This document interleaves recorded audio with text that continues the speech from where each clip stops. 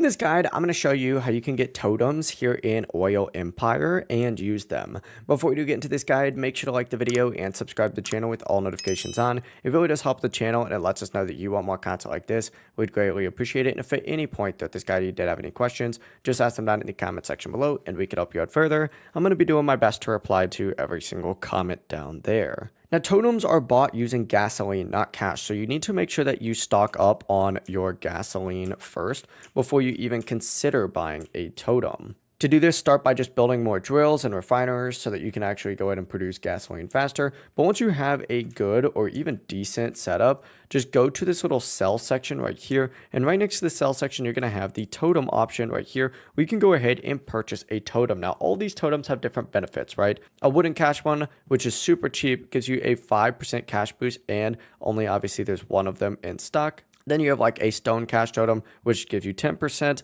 and so on and so forth. You just need to collect your fuel and don't sell any of it right away, and then just go to the totem shop and then purchase totems from there.